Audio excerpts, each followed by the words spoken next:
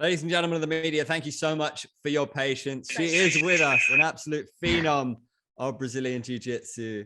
Danielle Kelly in the house. Danielle, great to see you. How's it going? How does it feel to be making your debut on what's the most star-studded card in the history of the organization? It feels pretty good. I'm excited to showcase my jiu-jitsu and put on a really good show for the promotion. And I'm really excited to be competing under one championship. I couldn't believe this when I saw, I think she's had like 36 MMA fights and no one's ever finished her. So what would it mean to you to deliver that? It would mean a lot. I have been studying her, and I previously said she's hasn't been submitted or knocked out from many of her matches. But it would be cool to get like a really cool submission on her and be the first girl to submit her. When you say cool submission, I get the impression that you have something specific in mind. Is that the case? I have a few things in mind, but there's one specifically, yes. Interesting. Could you reveal it, or have we got to wait and see? You guys will have to wait and see. Of course. Okay, we're going to go across to our first media question, which comes from Steve Irvine. Steve, go ahead from MMA Radio.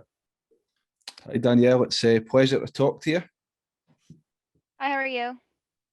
Not bad, not bad. So we'll just jump right into it. So you're one of the most popular grapplers in the world. You're now in elite territory at one.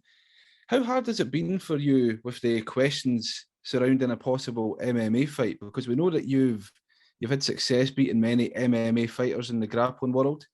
How hard has it been? And if you do make that path, what's the ideal scenario for you to make that switch to MMA overall? I've been working on my striking and MMA rule set for like 2 years now. And I also started Muay Thai when I was like 18 or 19 when I was living in Philly. It's just more so if my coaches or if I feel like I'm ready, which I feel like I am. It's just more of, like when am I going to do it? Because right now I'm focusing on jiu-jitsu right now, and I feel like I haven't really accomplished or proved myself yet.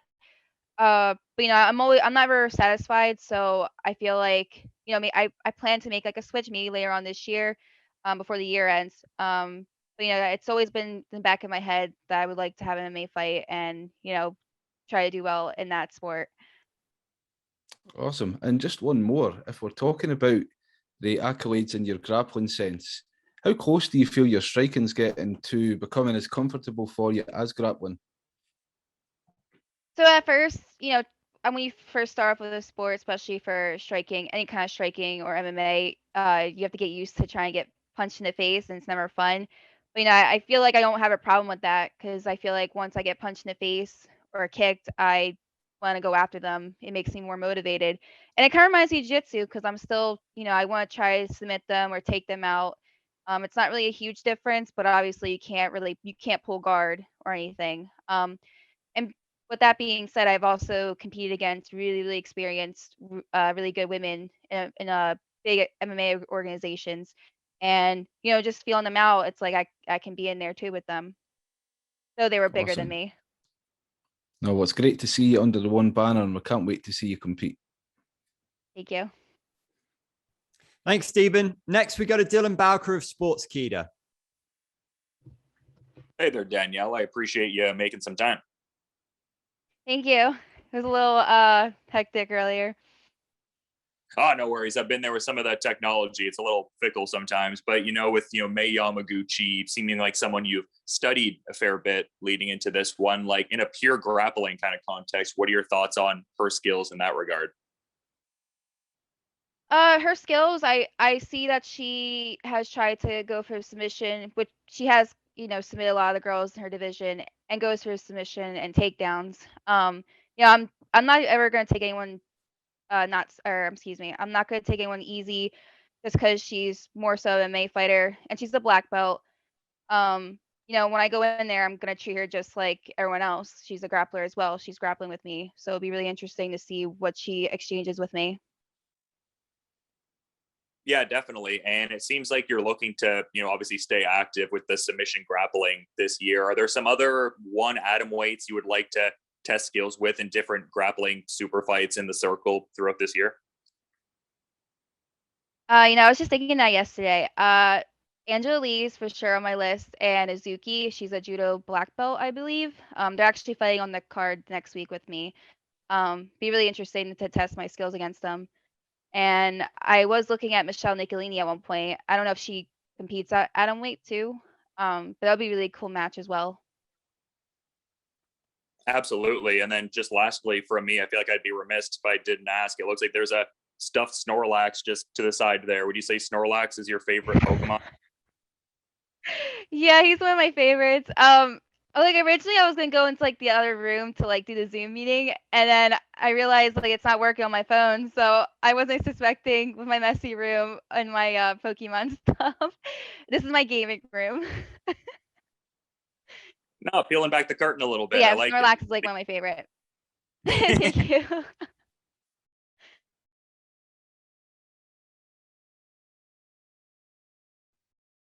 Dylan, are you still with us? Oh no, that was all for me. I was just thanking Danielle for the time. Oh, thank you. Okay, lovely. Oh, thank you. Up next, we go to John Eric Poley of My MMA News. John, you're up. Hey, Danielle, you got me. Hello. Can you hear me? Yes.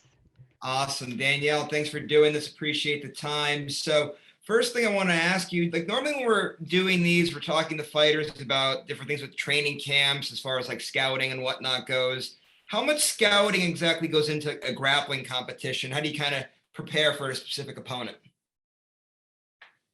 It's kind of similar to MMA. You kind of figure out their moves, what's their go-to, what are they really good at. You know, for jiu-jitsu, is that person more of a stand-up? Are they more like a wrestler? Are they more of a guard puller? Are they more well-rounded?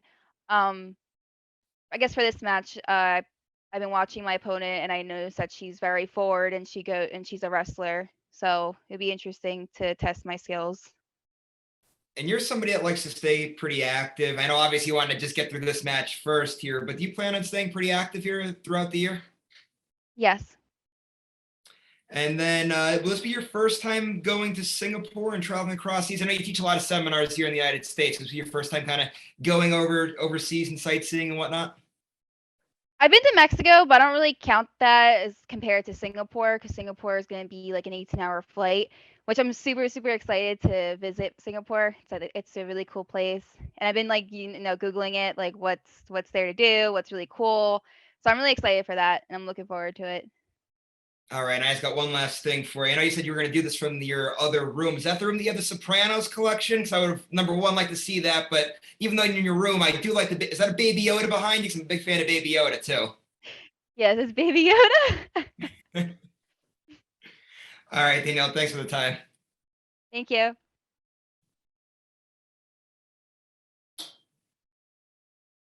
All right, our next question comes in via text from Panupong Tyrat, who asks, your first match in one championship is at 1X and against Mei Yamaguchi, no less. And do you think there's pressure not just to win, but to win spectacularly? I don't feel pressure at all. This is my first like huge event.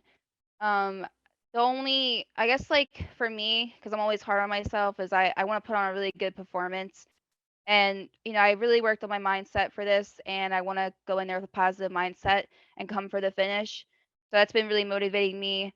The last time I felt pressure, I usually did bad in a tournament or a match. So this time I'm kind of like, I'm grateful to be in this position. I'm grateful to go out there, travel all the way to Singapore and compete against May. And we're going to be like the only female grappling match on the card.